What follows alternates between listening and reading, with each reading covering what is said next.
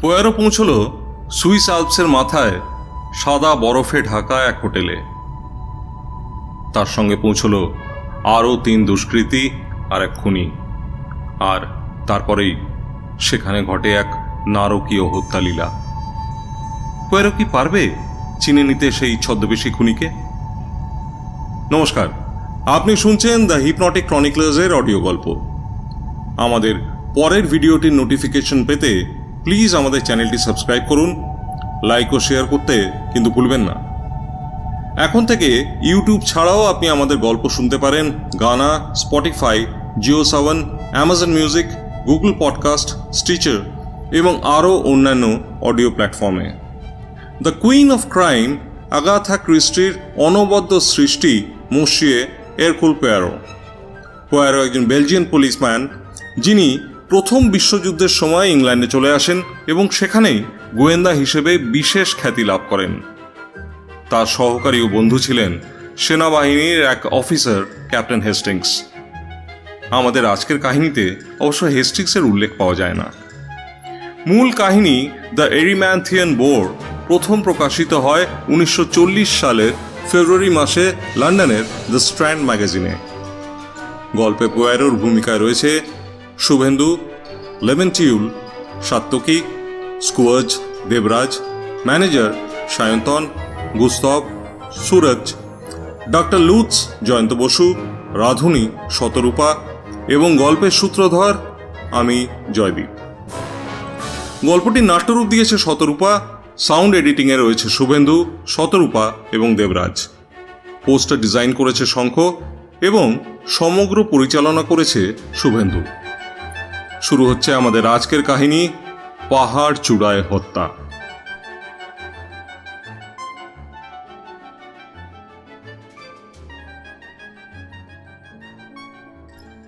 Hercule Poirot সুইজারল্যান্ডে এসেছিল একটা অনুসন্ধানের কাজে। কাজের শেষে এখানে থাকা সুযোগটা হাতছাড়া করতে চাইল না সে, এবং মনস্থ করল যেহেতু সে এখন এখানেই রয়েছে, তাই এমন কতগুলো জায়গায় বেড়াতে যাবে যা তার এখনো দেখা হয়নি। ক্যামোনিক্সে বেশ কয়েকদিন কাটানোর পর সে মন্ট্রেয়াক্সে 2 দিন বিশ্রাম নিল। তারপর সে গেল আন্ডাম্যাটে। এই জায়গাটার সুখ্যাতি সে অনেক শুনেছে তার বন্ধুবান্ধবদের কাছে। যাই হোক, আন্ডারম্যাট তার খুব একটা পছন্দ হলো না। সেটা একটা উপত্যকার একেবারে শেষ প্রান্তে, চারপাশে তুষারাবৃত পর্বতমালা। তার মনে হলো সেখানে নিঃশ্বাস নেওয়া খুবই কষ্টকর ব্যাপার। সেই সময় একটা ফানিকুলার রেল তার নজরে পড়ল। এটা একটা তার বা দড়ি চালিত রেলওয়ে, যেটা অনায়াসে যাত্রীদের নিচে থেকে পাহাড়ের মাথায় পৌঁছে দেয়। সেই ট্রেনে চড়ে সে প্রথম পৌঁছালো লে অ্যাভিনেসে, তারপর করাচেটে এবং অবশেষে সমুদ্রপৃষ্ঠ থেকে 10,000 ফুট ওপরে অবস্থিত নেগিসে। ট্রেন চলতে শুরু করলেই টিকিট পরীক্ষক পোয়ারোর কাছে গিয়ে এসে তার টিকিট দেখতে চাইল। পোয়ারোর থেকে টিকিটটা নিয়ে পরীক্ষার পর টিকিটটা পাঞ্চ করে মাথাটা ঈষৎ নিচু করে সেটা ফিরিয়ে দিল পোয়ারোকে। টিকিটের সঙ্গে পোয়ারো তার হাতে একটা দলা পাকানো কাগজের স্পর্শ অনুভব করল। এরকুল পোয়ারোর ভ্রু ঈষৎ ওপরে উঠল এবং তার কপালে একটা কুঞ্চনও বুঝি বা দেখা গেল। কিন্তু এই মুহূর্তে তার মধ্যে কোনো রকম ব্যস্ততার লক্ষণ দেখা গেল না। ধীরে ধীরে কাগজটা খুলে নিজের চোখের সামনে মেলে ধরল সে। চিরকুটটা একটা পেন্সিল দিয়ে খুব তাড়াতাড়ি করে লেখা হয়েছে। অসম্ভব, তোমার এই গোপ ঝোড়া চিনতে ভুল করা অসম্ভব। যদি তোমার ইচ্ছে থাকে তাহলে আমাকে সাহায্য করতে পারো। খবরের কাগজে স্যালির ব্যাপারটা নিশ্চয়ই পড়ে থাকবে। আমার মনে হয় ম্যাডস, মানে যে স্যালিকে খুনটা করেছে, সে নেই গিসে তার দলের লোকেদের সঙ্গে মিলিত হতে যাচ্ছে। তাদের দলের কার্যকলাপ সারা পৃথিবীতে ছড়িয়ে পড়েছে। তোমার অবশ্য এখন সমস্ত ব্যাপারটাই হয়তো একটু অস্পষ্ট বলে মনে হবে, কিন্তু আমি জোর দিয়ে বলছি যে আমাদের খবরটা যে অত্যন্ত বিশ্বাসযোগ্য তাতে সন্দেহের কোনো অবকাশই থাকতে পারে না। এখানে বলে রাখি, এসব ব্যাপারে সবসময় দেখা যাচ্ছে যাকে নিয়ে হইচই, নানান আলোচনা হয়, তার হদিশই মেলে না। তাই বলছি, তোমার চোখ দুটো খুলে রাখো, সজাগ দৃষ্টি রাখো চারিদিকে। ইন্সপেক্টর ড্রয়েড এখন ঘটনাস্থলেই রয়েছে, তার সঙ্গে যোগাযোগ রেখে যাও।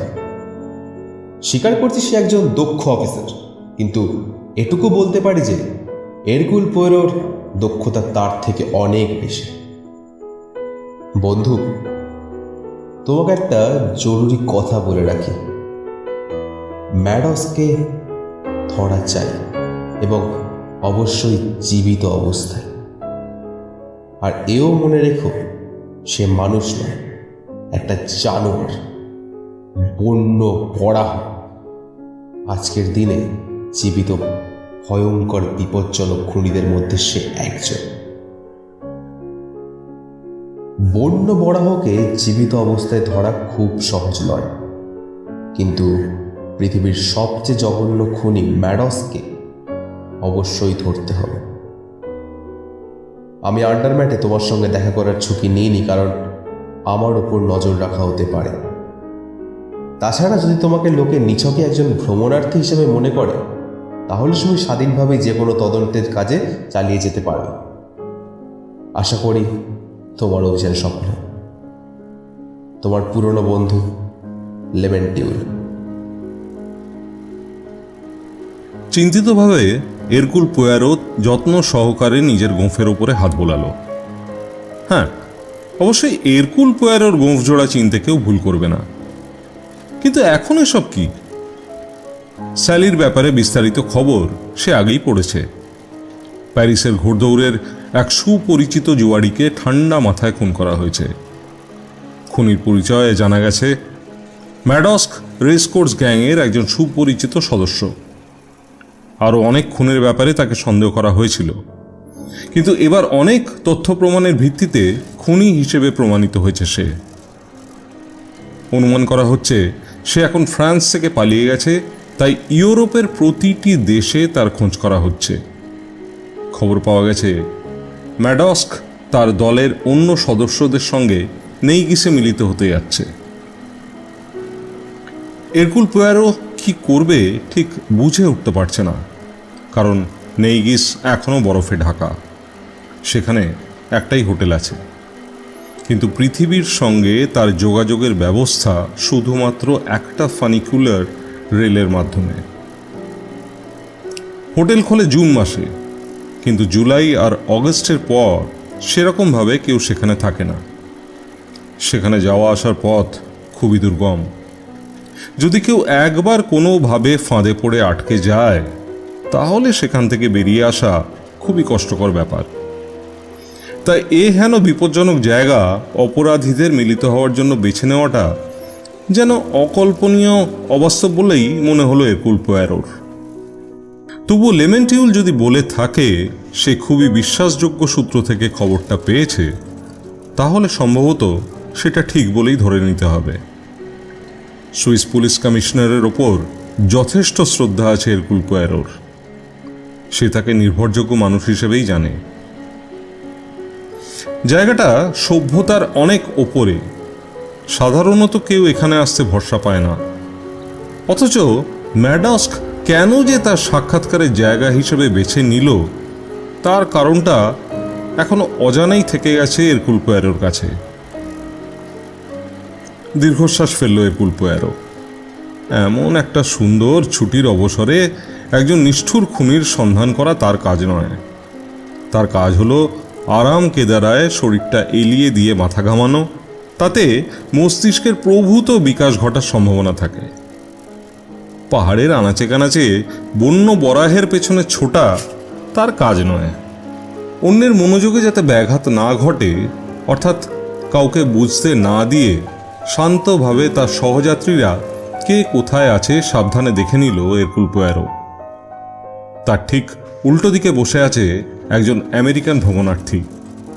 তার পরনের পোশাক, তার ওভারকোটের ধরন এবং তার দৃঢ় মুষ্টি দেখে এরকুল পোয়ারোর মোটামুটি একটা ধারণা হলো তার সঙ্গে বন্ধুত্বের সম্পর্ক স্থাপন করা যায়। আর তার সাদামাটা ভাব, এমনকি তার হাতের গাইডবুক দেখে মনে হয় যে আমেরিকার ছোট একটা টাউন থেকে সেই প্রথম এসেছে ইউরোপ ভ্রমণ করার জন্য। মিনিট দুয়েক পরেই পোয়ারোর মনে হলো ভদ্রলোক যেন কথা বলার জন্য উৎসুক। কামরার অপর দিকে একজন দীর্ঘদেহী অভিজাত চেহারার ভদ্রলোক জার্মান বই পড়ছিলেন। তাঁর নাকটি কালো এবং মাথার চুল ধূসর। তাঁর শক্ত সমর্থ আঙুলগুলো দেখে মনে হয় তিনি একজন মিউজিশিয়ান অথবা সার্জন। কিছু দূরে তিনজন লোক বসে তাস খেলছিল। এখানে তাদের উপস্থিতি কেমন যেন বেমানান লাগছিল। তাদের অন্য যে কোনো ট্রেনের ভিড়ে দেখতে পাওয়া অস্বাভাবিক নয়, কিন্তু এরকম প্রায় ফাঁকা ফানিকুলার ট্রেনে তারা যথেষ্ট বেমানান। কামরায় আর একজন সহযাত্রিনী হলেন একজন মহিলা, দীর্ঘাঙ্গী এবং গায়ের রং কালো। তবে ওর মুখটা ভারী সুন্দর, একটা আলাদা শ্রী আছে, কিন্তু তাকে কেমন বিমর্ষ দেখাচ্ছিল। তিনি কামরার অন্য কারোর দিকেই তাকাচ্ছিলেন না, শুধু নিচে উপত্যকার দিকে স্থির দৃষ্টিতে তাকিয়েছিলেন। পোয়ারোর অনুমান সত্যি করে সেই আমেরিকান যাত্রীটি কথা বলতে শুরু করলেন।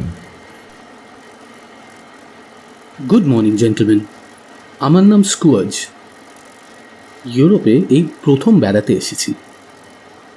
Good morning mister quartz. তা ইউরোপ কেমন লাগছে আপনার? আমি ইউরোপের কয়েকটা জায়গা ঘুরেছি। শহর হিসেবে প্যারিসকে আমার খুব একটা ভালো লাগেনি।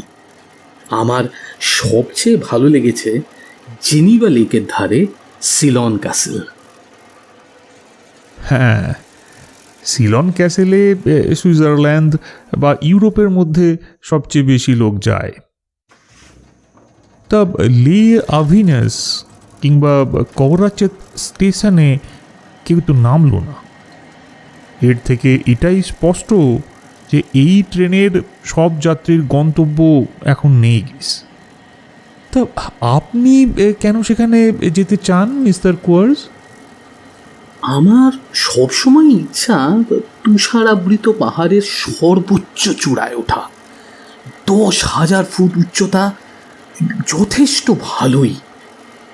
আমি শুনেছি এই রকম একটা উঁচু জায়গায় নাকি ডিম ঠিক মতো সিদ্ধ করা যায় না। পোয়ারোর সঙ্গে আলাপের পর মিস্টার স্কুয়াজ এবার ধূসর চুলের সেই দীর্ঘদেহী ভদ্রলোকের সঙ্গে আলাপ জমাবার চেষ্টা করতে শুরু করলেন, কিন্তু নেহাতি ভদ্রলোকের শীতল চাহনি দেখে সন্তুষ্ট থাকতে হলো তাকে। আর দীর্ঘদেহী ভদ্রলোক যথারীতি তার হাতের জার্মান বইটার ওপর দৃষ্টি নিবদ্ধ করে রাখলেন। মিস্টার স্কুয়াজ এবার কামরার একমাত্র মহিলা যাত্রীটির দৃষ্টি আকর্ষণ করার চেষ্টা করতে লাগলেন, কিন্তু মেয়েটির তরফ থেকে তেমন আশানুরূপ সাড়া না পেয়ে এবার তিনি আলাপ চালিয়ে যাবার অছিলায় আসন বদলা বদলি করার প্রস্তাব দিলেন মেয়েটিকে। তাকে বোঝানোর চেষ্টা করলেন তার আসন থেকে বাইরের দৃশ্য খুব ভালোভাবে দেখা যায়। মেয়েটি ইংরেজি বুঝতে পারল কিনা যথেষ্ট সন্দেহ আছে, তবে নিজের আসন থেকে নড়ার কোনো লক্ষণই তার মধ্যে দেখা গেল না। স্কুয়াজ এবার পোয়ারোকে শুনিয়ে বলে উঠল, কোনো মহিলা একা ভ্রমণ করার সময় তাদের দেখভাল করার প্রয়োজনীয়তা অবশ্যই আছে। তা ঠিক। কন্টিনেন্টে কয়েকজন আমেরিকান মহিলার সঙ্গে মিলিত হয়েছিল এরকুল পোয়ারো, এবং তাদের সঙ্গে পরিচয়ের অভিজ্ঞতা থেকে স্কুয়াজের মন্তব্যে সায় দিল। মিস্টার স্কুয়াজ দীর্ঘশ্বাস ফেললেন। তার বাদামি চোখ জোড়া স্পষ্টভাবেই জানিয়ে দিল সর্বত্র এবং সর্বক্ষণ যদি একটু বন্ধুসুলভ মনোভাব দেখানো হয় তাতে কোনো দোষের নেই। অবশেষে ট্রেন পাহাড়ের মাথায় পৌঁছে দিল পোয়ারো এবং তার সহযাত্রীদের। হোটেলের ম্যানেজার সবাইকে আপ্যায়ন করলেন।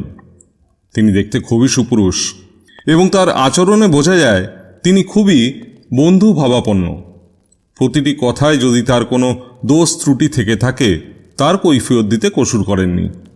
সেই সঙ্গে তিনি আবার তার অসুবিধার কথাটা প্রকাশ করেছেন, যেমন মরশুম শুরু এত আগে বলে সবকিছু এখনো ঠিক ঠিক চলছে না।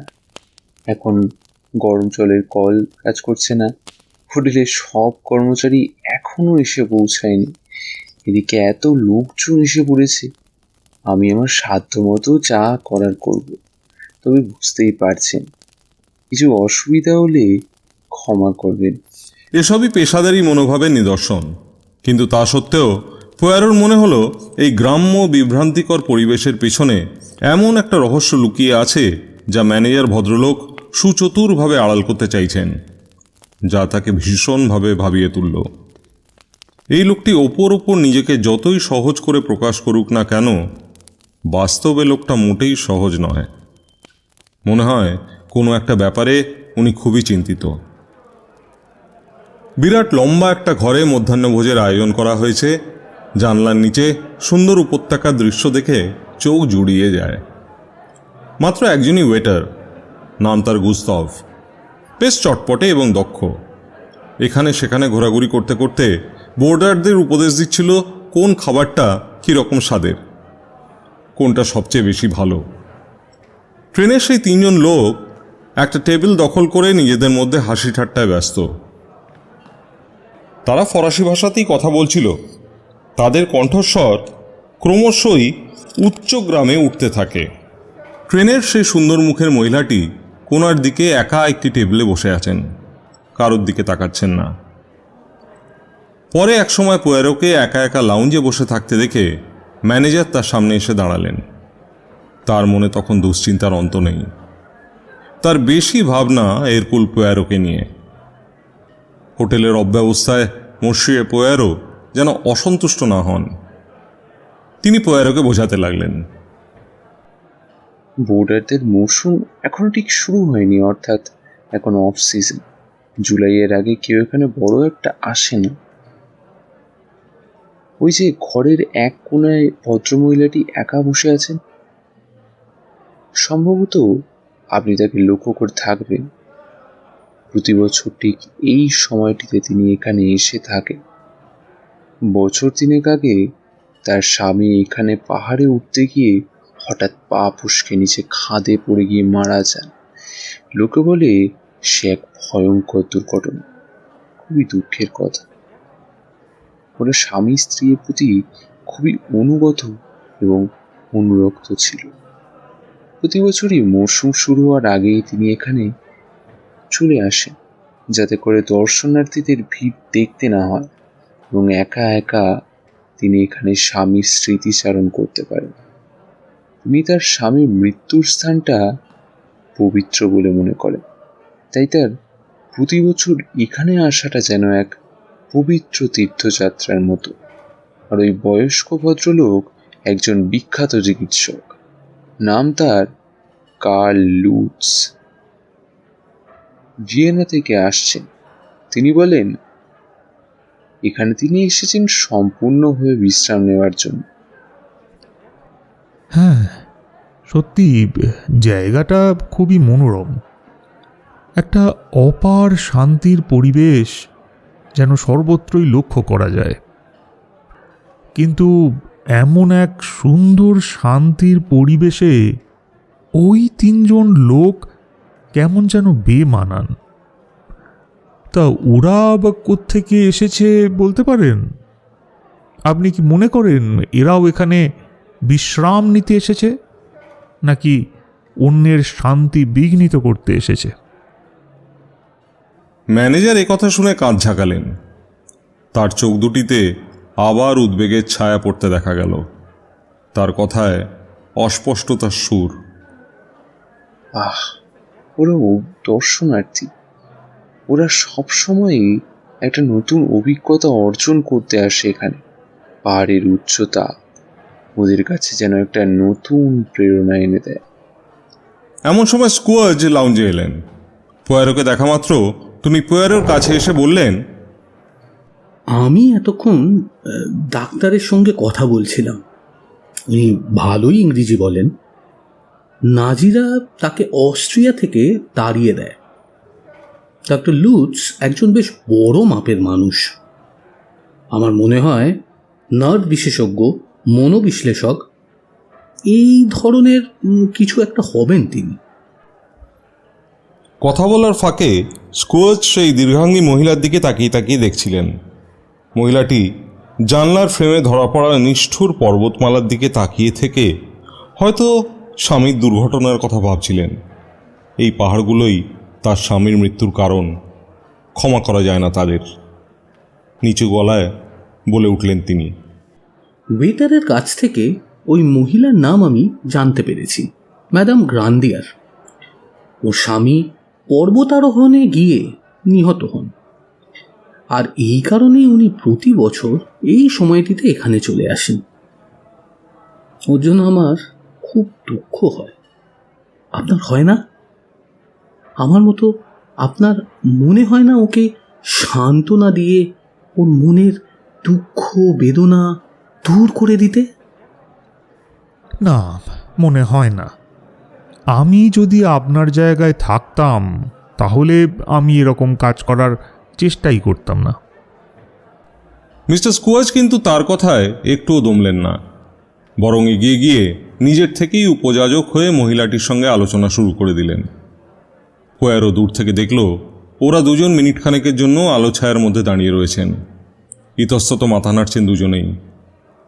ভদ্রমহিলা স্কুয়াজের থেকেও লম্বা এবং তার প্রকাশভঙ্গিমা শীতল ও আকর্ষণহীন। ভদ্রমহিলা তাকে কী যে বলল পোয়ারো অত দূর থেকে শুনতে পেল না। তবে একটু পরেই স্কুয়াজকে হতাশ হয়ে ফিরে আসতে দেখল। কাজের কাজ কিছুই হলো না, বুঝলেন? ভেবে দেখলাম আমরা সবাই মানুষ।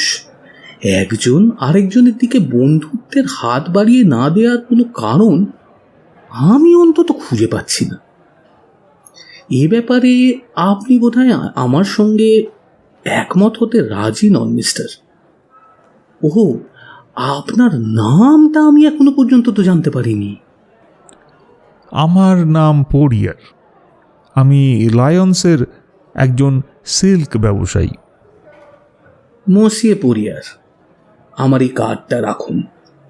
যদি কোনো দিন ফাউন্টেন স্প্রিংয়ে আসেন, আপনাদের সাদর অভ্যর্থনা জানাবো। অনেক ধন্যবাদ, কিন্তু আমি দুঃখিত মিস্টার কুয়ার্স, এই মুহূর্তে আমার কাছে কোনো কার্ড নেই, তাই। No problem monsieur Poirot, good night. সেদিন রাতে বিছানায় শুয়ে পোয়ারো লেমন টিউলের চিঠিটা আর একবার পড়ল ভালো করে।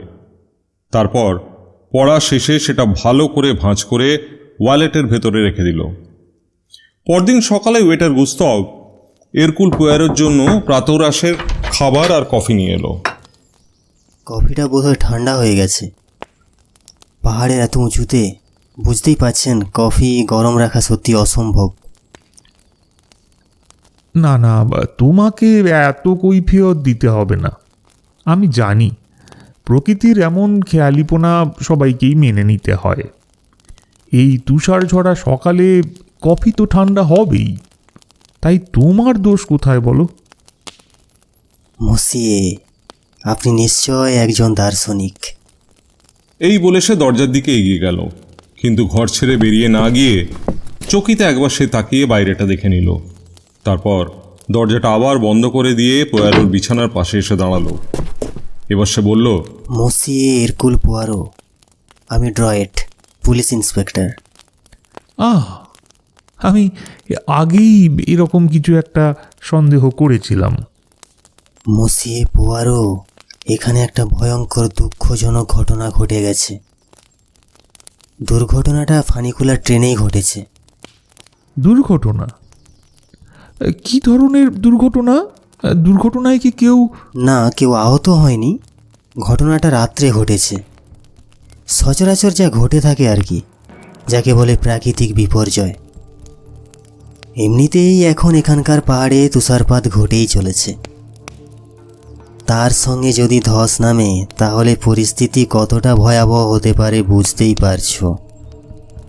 প্রাথমিকভাবে এটা একটা প্রাকৃতিক বিপর্যয় বলে মনে হলেও কিন্তু এর পিছনে কোনো মানুষের হাত থাকার সম্ভাবনাটা একেবারে উড়িয়েও দেয়া যায় না। কেউ হয়তো কথা জানেই না। সে যাই হোক, ধস সারিয়ে রাস্তাঘাট মেরামত করতে বেশ কিছুদিন সময় লাগবে। আর এখন আমরা বহির্জগতের সঙ্গে সম্পূর্ণ বিচ্ছিন্ন। আর আপাতত আমাদের এখানে বন্দি হয়ে থাকতে হবে। তাছাড়া মরশুমের শুরুতে যখন এত তুষারপাত হচ্ছে, তখন নিচের উপত্যকার সঙ্গে যোগাযোগ করা অসম্ভব। ব্যাপারটা খুব ইন্টারেস্টিং মনে হচ্ছে। তবে আমাদের কমিশনার সাহেবের কাছে যা খবর আছে তা একেবারে নির্ভুল। ম্যাডস্কের এখানে তার দলের সদস্যদের সঙ্গে মিলিত হওয়ার কথা, আর তাদের সেই সাক্ষাৎকারে যে কোনো ব্যাঘাত ঘটবে না এ ব্যাপারে তিনি নিশ্চিত। কিন্তু এই অবস্থায় এটা কি করে সম্ভব? আমি স্বীকার করছি এটা কোনো সাধারণ বুদ্ধিতে মেনে নেওয়া যায় না, কিন্তু ঘটনাটা এরকমই। এই ম্যাডস্ক লোকটি যে কি করতে পারে আপনি ধারণা করতে পারবেন না। আমি নিজেও মনে করি সে একটা পাগল। একজন পাগল এবং একজন খুনি। সেটা ঠিক, আমি স্বীকার করছি। কিন্তু যদি সে তার দলের সদস্যদের সঙ্গে এখানে মিলিত হতে চায়, আর এখন যখন সমুদ্রপৃষ্ঠ থেকে এত উঁচু পাহাড়ে প্রচণ্ড তুষারপাতের দরুন ধস নেমেছে এবং বহির্জগৎ থেকে যোগাযোগ যখন বিচ্ছিন্ন, তখন মনে হয় ইতিমধ্যেই সে এখানে এসে গেছে। আমি জানি। তবে কি ডক্টর লুথস সেই কি ম্যাডক্স হতে পারে? আমার তা মনে হয় না। একজন সত্যিকারের ডাক্তার লুথস আছেন, কাগজে আমি তার ছবি দেখেছি। একজন বিশিষ্ট, সম্মানিত এবং সুপরিচিত মানুষ। আর এই মানুষটির সঙ্গে সেই ছবির হুবহু মিল আছে।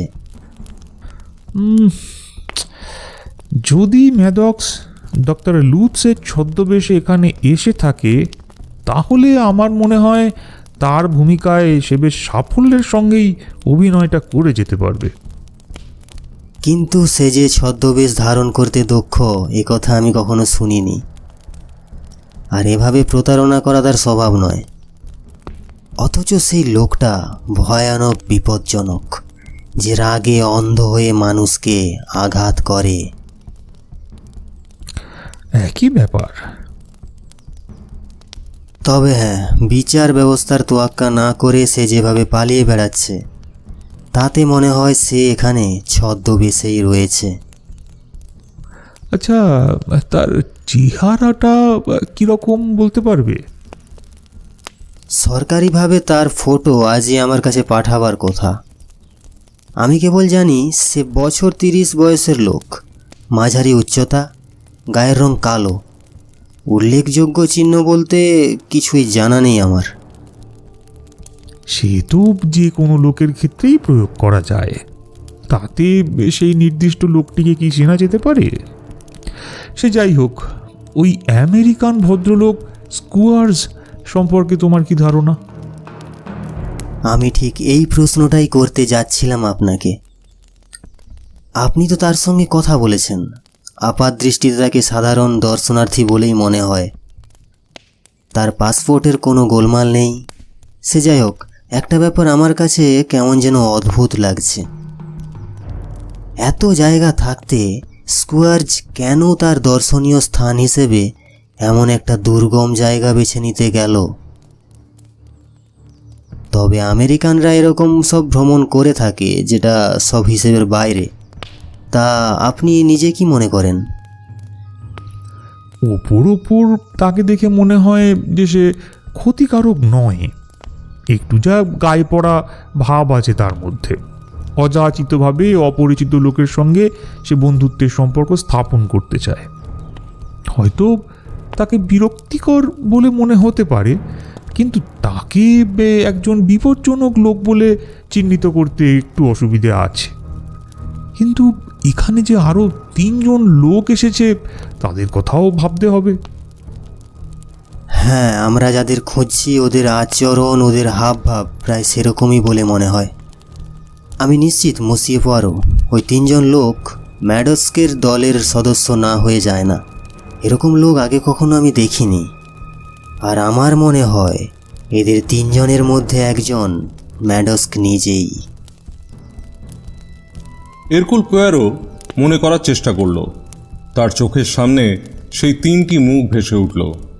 একজনের প্রশস্ত মুখ, চওড়া চোয়াল, নিষ্ঠুর চোখ, আর একজন রোগাটে তীক্ষ্ণ ধারালো মুখ এবং চোখের চাহনি নিরুত্তাপ। আর তৃতীয় জনের মুখ পাণ্ডুর। হ্যাঁ, এই তিনজনের একজন ম্যাডস্ক হতেই পারে, কিন্তু তাই যদি হয় তাহলে প্রশ্ন এসেই যায়, কেন ম্যাডস্ক আর তার দলের দুজন সদস্য একসঙ্গে ভ্রমণ করে পাহাড়ের ওপর এরকম ইঁদুর ধরার ফাঁদের মতো জায়গায় আসতে গেল? তাদের সাক্ষাৎকার কোনো নিরাপদ জায়গায় করা যেত, যেমন রেল স্টেশনে, কোনো ভিড়ে ঠাসা সিনেমা হলে, কিংবা অন্য কোনো জায়গায় যেখানে পালাবার অনেক সুযোগ আছে।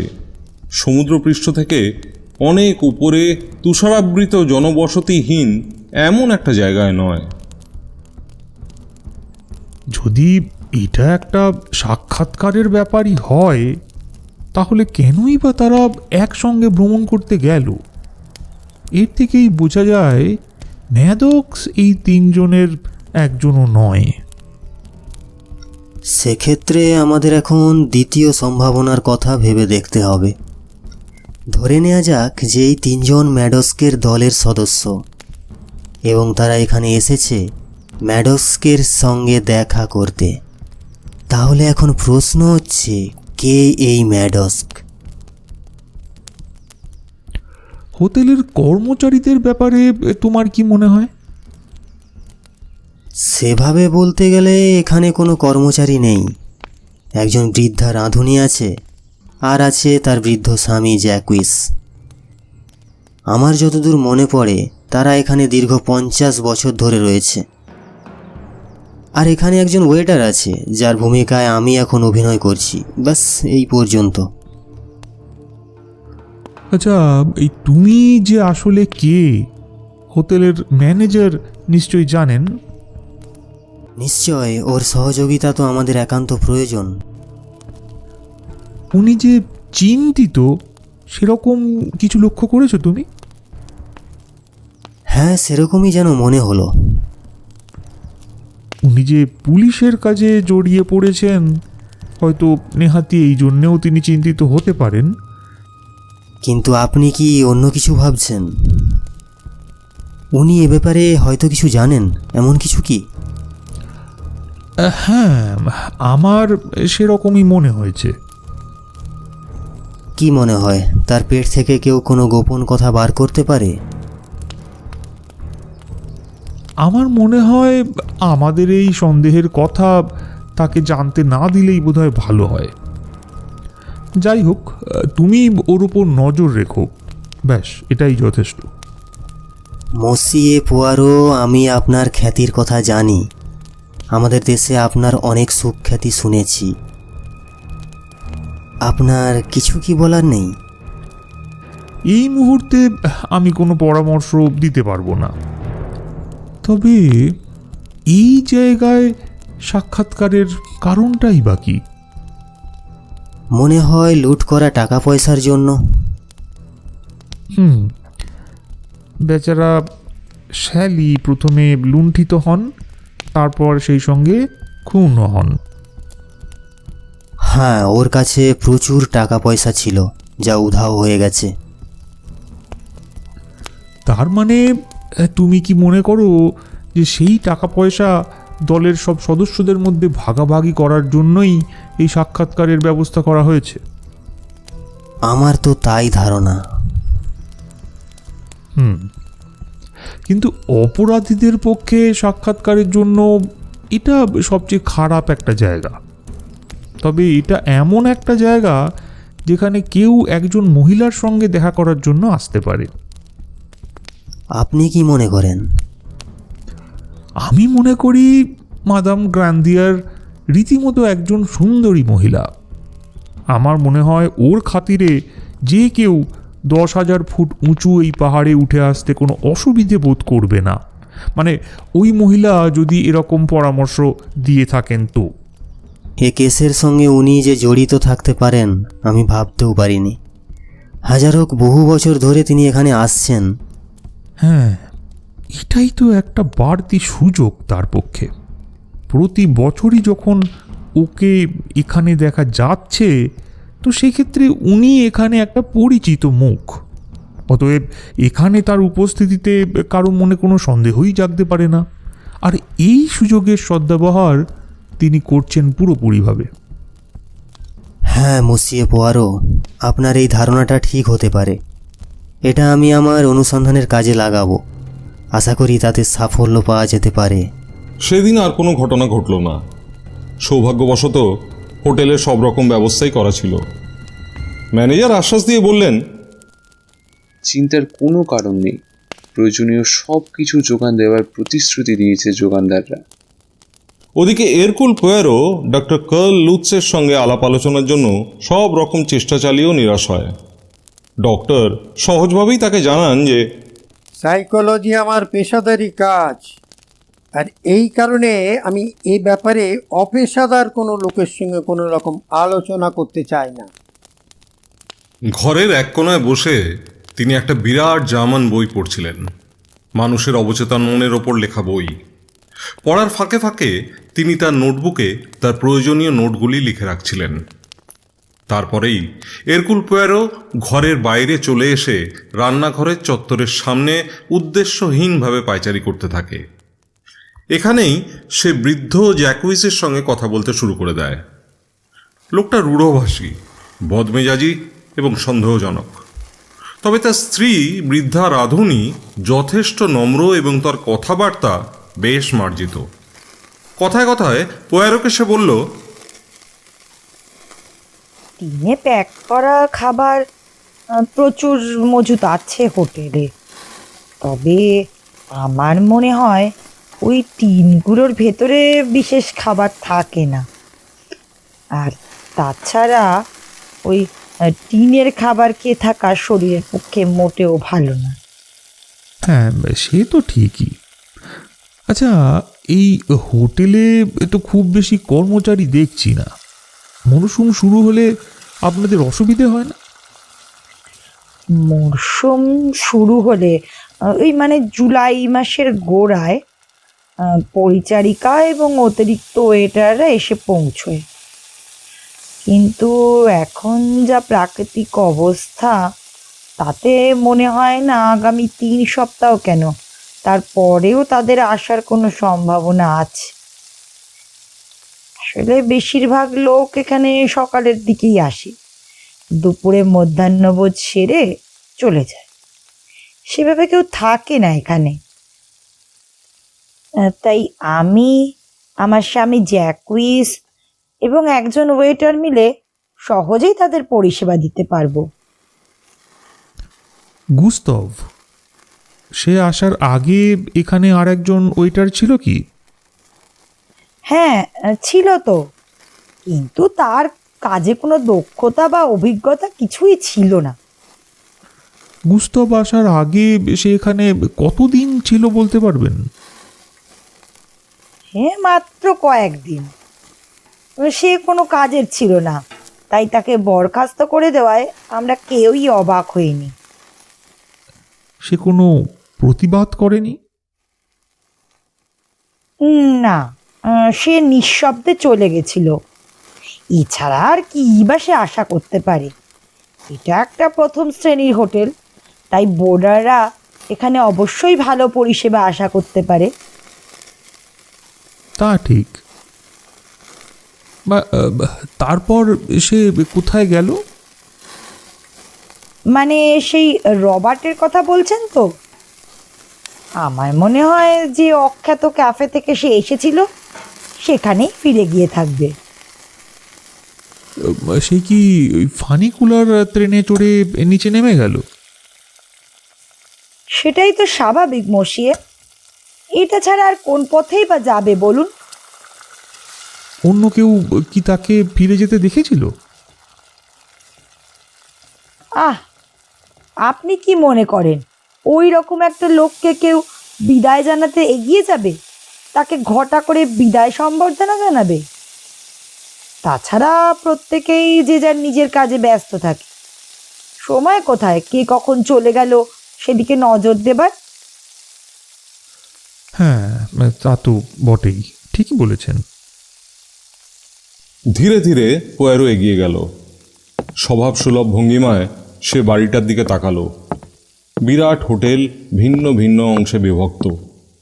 বর্তমানে একটা অংশই খোলা রয়েছে, অন্য সব অংশে অনেকগুলো ঘর, সব বন্ধ, যেখানে কেউই প্রবেশ করতে পারে না। হোটেলের একেবারে এক কোণায় এসে হাজির হলো সে, এবং সেই 3 জন তাস খেলোয়াড় সেই জায়গায় ছিল। পোয়ারো তাদের ছাড়িয়ে সামনের দিকে এগিয়ে গেল। তার আগে আগে তখন এক ছায়া মূর্তি এগিয়ে চলেছে। সেটি দীর্ঘাঙ্গী সুন্দরী মাদাম গ্রান্দিয়ারের। পোয়ারো জোরে জোরে পা চালিয়ে তাকে ধরে ফেলল এবং বলে উঠল, শুনেছেন নিশ্চয়ই ওই ফানিকুলার ট্রেনের দুর্ঘটনার কথাটা? খুব অসুবিধে হলো বলুন। মাদাম গ্রান্দিয়ারের এই ব্যাপারে কোনো রকম উৎসাহ দেখা গেল না। কোনো দিকে না তাকিয়ে লম্বা লম্বা পা ফেলে তিনি আগে আগে এগিয়ে হোটেলের একপাশে ছোট্ট দরজাটা খুলে ভেতরে ঢুকে গেলেন। পোয়ারো আজ একটু তাড়াতাড়ি ঘুমোতে গেল। মাঝরাতে কোনো এক সময় তার ঘুম ভেঙে গেল এক অস্বাভাবিক শব্দে। তার মনে হলো কেউ যেন তার ঘরে দরজার তালা ভাঙার চেষ্টা করছে।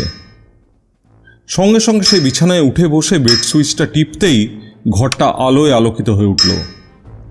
আর ঠিক সেই মুহূর্তে দরজার তালা ভেঙে দরজাটা খুলে গেল। দরজার ওপারে সেই 3 জন তাস খেলোয়াড় দাঁড়িয়েছিল। পোয়ারোর মনে হলো তারা ঈষৎ মদ্যপ। বোকা বোকা মুখ তাদের, তবুও তাদের চোখে মুখে একটা ধূর্ত ছায়া পড়তে দেখল পোয়ারো। তাদের একজনের হাতে একটা ধারালো খুর জল জল করতে দেখল সে। বিরাট চেহারার লোকটা এবার তার দিকে এগিয়ে এলো আর চিৎকার করে বলে উঠল, ও বাবা, এখানেও আমাদের পেছনে আবার গোয়েন্দা লাগানো হয়েছে। হ্যাঁ, প্রথমেই আমরা এই খুর দিয়ে ওর মুখটা ক্ষতবিক্ষত করে ফেলবো, তারপর ওকে টুকরো টুকরো করে কেটে ফেলবো। তবে কিনা আজ রাতে এই লোকটাই আমাদের প্রথম শিকার নয়। হ্যাঁ, তারা দৃঢ় পদক্ষেপে এগিয়ে আসতে থাকলো পোয়ারোর দিকে। ধারালো খুঁটটা আলোয় ঝলসে উঠল, আর তখনই তাদের পেছন থেকে একটা তীক্ষ্ণ কণ্ঠস্বর গর্জে উঠতে শোনা গেল, গুলি করুন ওদের। ওরা চমকে উঠে পেছনে ফিরতেই স্কুয়াজকে পাজামা পরিহিত অবস্থায় দেখা গেল। তিনি দরজা চৌকাঠের ওপর দাঁড়িয়েছিলেন। তার হাতে ধরা ছিল একটা অটোমেটিক রিভলভার। তিনি ট্রিগার টিপতেই তপ্ত বুলেট সেই বিরাট চেহারার লোকটার কানের পাশ দিয়ে বেরিয়ে জানলার ফ্রেমে গিয়ে বিঁধল। তারপরেই 3 জোড়া হাত মাথার উপরে উঠতে দেখা গেল। মসিয়ে, একটু কষ্ট করবেন। বিছানা থেকে নেমে এলো এরকুল পোয়ারো। জল জলে ধারালো খুঁটটা সংগ্রহ করে সেই 3 জন লোকের দেহ তল্লাশি করলো, তাদের কাছে অন্য অস্ত্র আছে কিনা এ ব্যাপারে নিশ্চিন্ত হওয়ার জন্য। চলুন এগোনো যাক। করিডোর সংলগ্ন একটা বিরাট কাবার্ড আছে, যাতে কোনো জানলা নেই, কেবলমাত্র একটা দরজা। 3 জনকে তার মধ্যে ঠেলে দিয়ে বাইরে থেকে দরজা বন্ধ করে তালা লাগিয়ে দিলেন স্কুয়াজ। তারপর পোয়ারোর দিকে ঘুরে দাঁড়িয়ে বলে উঠলেন, যদি আমি ওরকম ভয় দেখানোর মতো কাজটা না করতাম, কি হতো বলুন তো? জানেন মসিয়ে, ফাউন্টেন স্প্রিংয়ে কয়েকজন লোক এখানে আসার সময় আমার দিকে তাকিয়ে হেসেছিল, কারণ আমি তাদের বলেছিলাম একটা বন্দুক সঙ্গে নিয়ে যাচ্ছি। তারা জিজ্ঞেস করেছিল, আপনি কোথায় যাচ্ছেন বলে মনে করেন? উত্তরে আমি বলেছিলাম, একটা জঙ্গলে। যাই হোক, শেষ হাসি আমি হাসব। আচ্ছা, আপনি কখনো একসঙ্গে এতগুলো কুৎসিত অসামাজিক লোক দেখেছেন? মসিয়ে স্কুয়াজ, আপনি ঠিক সময় এসেছিলেন বলেই এই যাত্রায় আমি প্রাণে বেঁচে গেলাম। তা না হলে এখানে একটা বিয়োগান্ত নাটক মধ্যস্থ হতে দেখা যেত। এর জন্য আমি আপনার কাছে খুবই ঋণী হয়ে গেলাম। না না, ওসব কিছুই নয়। এখন আপনি এখান থেকে কোথায় যাবেন বলুন? পুলিশের হাতে এই 3 মূর্তিকে তুলে দেওয়া উচিত, কিন্তু এই মুহূর্তে আমরা তা করতে পারছি না, কারণ ফানিকুলার ট্রেন বন্ধ আর আমরা এই হোটেলে আটকে আছি। এটা এমন একটা সমস্যা যার সমাধান করা খুবই কঠিন। হয়তো ম্যানেজারের সঙ্গে পরামর্শ করাটাই ভালো হবে, বুঝলেন? আহা, এর মধ্যে আবার ম্যানেজারকে জড়ানো কেন? আমার মনে হয় প্রথমে ওয়েটারের সঙ্গে পরামর্শ করলে ভালো হয়। ওয়েটার গুস্তভ ওরফে ইন্সপেক্টর দ্রয়েট। ওয়েটার গুস্তভ একজন সত্যিকারের গোয়েন্দা, আর তাই বুঝি তারা ওকেও ওকেও কি মশিয়ে কোয়ার্জ? এই চোর অসৎ লোকগুলো হামলা করার সময় বলছিল আপনি ওদের দ্বিতীয় শিকার। তার মানে হয়তো তারা আগেই গুস্তভের ওপর আক্রমণ করে এসেছে। কি বলছেন? আসুন আমার সঙ্গে, নিজের চোখেই দেখবেন। চলুন, ডাক্তার ওর চিকিৎসায় ব্যস্ত এখন। একেবারে টপ ফ্লোরে ড্রয়েটের ঘরটা বেশ ছোট। ড্রেসিং গাউন পরিহিত ডক্টর লুৎস গুস্তভের আহত মুখে ব্যান্ডেজ বাঁধতে ব্যস্ত। ঘরে ঢুকতেই তিনি মুখ ঘুরিয়ে একবার তাদের দেখে আবার নিজের কাজে মন দিলেন। গুস্তভ তখনও স্থির হয়ে শুয়েছিল আর অস্পষ্টভাবে গোঙাচ্ছিল। মসিয়ে স্কোয়ার্জ, আপনি এসে গেছেন? কি ভয়ঙ্কর লোক ওরা! দেখুন কি অবস্থা করেছে। ওনার অবস্থা এখন কিরকম ডক্টর? প্রাথমিক স্তরে আর কোনো বিপদ নেই, তবে ওর এখন কথা না বলাই ভালো, আর কোনো রকম উত্তেজনাও ভালো নয়। ক্ষতস্থানে আমি ব্যান্ডেজ বেঁধে দিয়েছি, এখন সেপটিক হবার আর কোনো সম্ভাবনা নেই। তারা তিনজন একসঙ্গে ঘর থেকে বেরিয়ে এলো। স্কোয়ার্জ পোয়ারোকে বলল, আপনি বলছেন গুস্তভ একজন পুলিশ অফিসার, কিন্তু নেগিসে কি করছিল সে? একজন ভয়ঙ্কর বিপজ্জনক অপরাধীর সন্ধান করতে এসেছে সে এখানে। সংক্ষেপে ঘটনাটা বলল পোয়ারো। আপনি কি ম্যাডক্সের কথা বলছেন? কাগজে এই কেসটার ব্যাপারে আমি পড়েছি। ওই লোকটার সঙ্গে দেখা করার খুব ইচ্ছে আমার। এই কেসের গভীরতা বিচার করে আমার মনে হয়েছে তার মধ্যে একটা অস্বাভাবিকতা আছে, তাই আমি তার ছেলেবেলার বিস্তারিত খবর জানতে চাই। আর আমি এই মুহূর্তে সে এখন কোথায় আছে সেটাই জানতে চাই। খাবারে বন্দি করা ওই তিনজনের মধ্যে কেউ একজন নয় তো? সেটা সম্ভব, কিন্তু আমি বড় একটা নিশ্চিত নই। আমার মাথায় একটা মতলব এসেছে। কথাটা অসমাপ্ত রেখে কার্পেটের উপর স্থির চোখে তাকালো এরকুল পোয়ারো। কার্পেটের রংটা ঈষৎ হালকা হলুদ রঙের এবং তার উপর একটা গাঢ় ধূলি মলিন বাদামি রঙের দাগ দেখতে পেল সে। এরকুল পোয়ারো সেদিক থেকে দৃষ্টি সরিয়ে নিয়ে বলল, এইসব পায়ের চিহ্নগুলোর ওপর অন্য কেউ মারিয়ে গিয়ে থাকবে। আমার মনে হয় এতে রক্ত মিশে থাকতে পারে, আর মনে হয় সেগুলো হোটেলের অব্যবহৃত কোনো একটা অংশ থেকে এসে থাকবে। আসুন, যা কিছু করার আমাদের তাড়াতাড়ি করতে হবে। অন্যরা তাকে অনুসরণ করল। সুইং ডোর দিয়ে করিডোরে এসে পড়ল তারা। একটা কোণায় এসে মোড় ঘুরতেই তারা কার্পেটের উপর রক্তের দাগ দেখতে পেল। রক্তের দাগ অনুসরণ করে একটা আধ খোলা দরজা দেখা গেল। পোয়ারো দরজা ঠেলে ঘরটায় ঢুকল। সেটা একটা শোবার ঘর। টেবিলের ওপর একটা ট্রে ভর্তি খাবার পড়ে আছে। ঘরের মাঝখানে একজন পুরুষের দেহ পড়ে থাকতে দেখা গেল। লোকটি মাঝারি উচ্চতার এবং অবিশ্বাস্যভাবে তাকে আক্রমণ করা হয়েছে। তার হাত ও বুকে প্রায় ডজন খানেক ক্ষতচিহ্ন এবং তার মাথা ও মুখের মজ্জা পর্যন্ত এমন হিংস্রভাবে আঘাত করা হয়েছে যে হাড় মাংস চূর্ণ বিচূর্ণ হয়ে গেছে।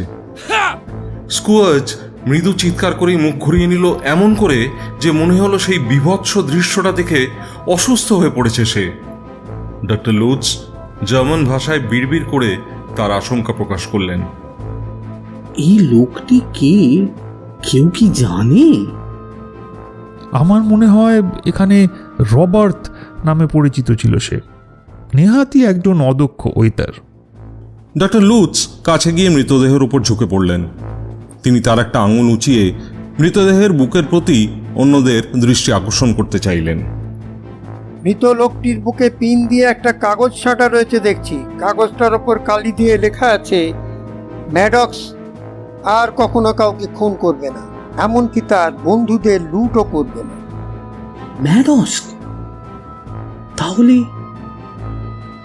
ওই লোকটাই ম্যাডস্ক।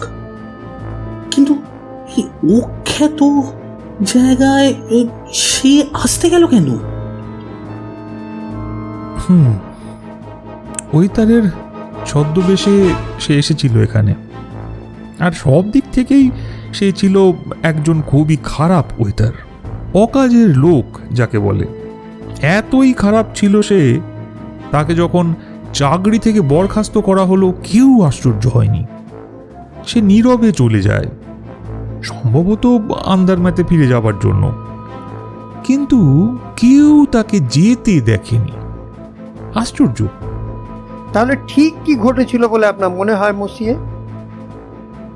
আমার মনে হয় এখানে হোটেল ম্যানেজারের মুখে ফুটে ওঠা কিছু দুশ্চিন্তার ব্যাখ্যা থেকে আপনার এই প্রশ্নের উত্তর আমরা পেতে পারি। অখ্যাত জায়গার এই নির্জন হোটেলে নিরাপদে থাকতে দেওয়ার জন্য ম্যাডক্স হয়তো তাকে বড় অঙ্কের অর্থ দিতে চেয়েছিল, কিন্তু ম্যানেজার তাতে মোটেই খুশি হতে পারেনি। কিন্তু তা সত্ত্বেও ম্যাডক্স হোটেলের এই অব্যবহৃত অংশে থেকে যায়, যা একমাত্র ম্যানেজার জানত। কিন্তু সে খুন হলো কেন, আর কে বা কারা তাকে খুন করলো? এটা বলা খুবই সহজ। লুটের টাকাটা তার দলের লোকের সঙ্গে ভাগ করে নেওয়ার কথা ছিল, কিন্তু তা সে করেনি। সে তাদের ডাবল ক্রস করে। এই অখ্যাত জায়গায় সে এসেছিল কিছুদিন আত্মগোপন করে থাকার জন্য। ভেবেছিল এই পৃথিবীতে তার পক্ষে আত্মগোপন করে থাকার জন্য এটাই উপযুক্ত জায়গা। কিন্তু তার ধারণা সম্পূর্ণ ভুল। ওরা যেভাবেই হোক তার গন্তব্যস্থলের কথা জানতে পেরে তাকে অনুসরণ করে এখানে চলে আসে, আর এইভাবেই তারা তাদের হিসেব মিটিয়ে নিল। হ্যাঁ, সেটাই ঠিক মনে হচ্ছে। এটা সাক্ষাৎকারের জায়গা, আমরা যা ভেবেছিলাম তা নয়। এই সব কেমন করে আর কেন হলো প্রশ্নগুলো নিয়ে হয়তো সবার খুব আগ্রহ থাকতে পারে, কিন্তু আমাদের বর্তমান অবস্থার কথা আগে ভাবতে হবে। যেমন ধরুন, এখানে আমাদের কাছে একজন মৃত ব্যক্তি রয়েছে, আমার হাতে একজন অসুস্থ ব্যক্তি রয়েছে, আর আছে সীমিত চিকিৎসার যোগান, এবং আমরা এখন বহির্জগৎ থেকে সম্পূর্ণ বিচ্ছিন্ন। কত দিনের জন্য কে জানে। আর এই সবের সঙ্গে কাবার্ডে বন্দি রয়েছে 3 জন খুনি। আমরা এখন কি করব? প্রথমেই আমরা ম্যানেজারের সঙ্গে দেখা করব। তিনি অপরাধী নন, তবে উনি খুবই লোভী। অর্থের প্রতি ওর লোভ ভয়ঙ্কর। তবে তিনি একজন ভীতু মানুষ। আমরা তাকে যা বলবো তিনি সব কিছুই করবেন। হোটেলের রাঁধুনি জ্যাকুইস কিংবা তার স্ত্রী সম্ভবত কিছু সূত্রের যোগান দিতে পারেন। এদিকে আমাদের 3 জন বন্দি অপরাধীদের এমন একটা নিরাপদ জায়গায় রাখতে হবে যেখানে আমরা তাদের নজরে রাখতে পারি, যাতে পালিয়ে না যায়, অন্তত যতক্ষণ না এখানে সাহায্য এসে পৌঁছয়। আমার মনে হয় আমাদের পরিকল্পনা রূপায়িত করতে মিস্টার কুয়ার্সের অটোমেটিক রিভলভার খুব কাজে লাগতে পারে। আর আমি এখন কি করব? আপনি ডাক্তার, আপনার রোগীর ভালোর জন্য যা করার আপনাকে করতে হবে, আর আমরা বাকি লোকেরা তীক্ষ্ণ নজর রাখবো চারিদিকে, আর অপেক্ষা করব যতক্ষণ না উপত্যকা থেকে সাহায্য এসে পড়ে। এছাড়া আমরা এখন কিছুই করতে পারবো না।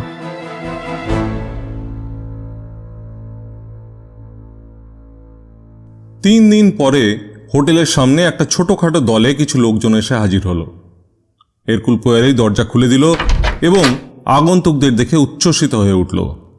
পুলিশ কমিশনার মশিয়ে লেমেন্টিউল 2 হাত দিয়ে পোয়ারেকে জড়িয়ে ধরলেন।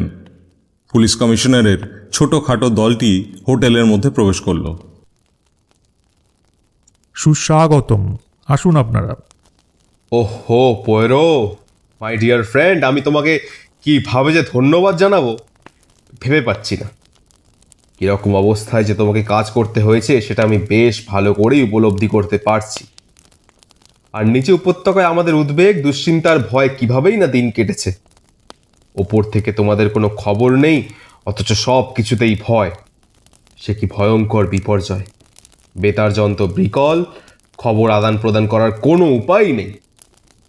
না না, মানুষের যা কিছু আবিষ্কার তা যখন ব্যর্থ হয় তখন যে কেউ প্রকৃতির ওপর নির্ভরশীল হয়ে ওঠে। আমরা জানি প্রকৃতির বিনাশ নেই, যেমন প্রতিদিন আকাশে সূর্য উঠবেই, এর কোনো ব্যতিক্রম হতে পারে না। তোমরা কি এখন আমাদের আশা করনি? না, আশা করিনি, কারণ আমাদের কাছে খবর আছে ফানিকুলার ট্রেন এখনো মেরামত হয়নি এবং চলছেও না। এখানে আসার ব্যবস্থা আমরা করেছি, ম্যাডস্কের জন্যেই। ঠিক আছে, আসুন আমার সঙ্গে।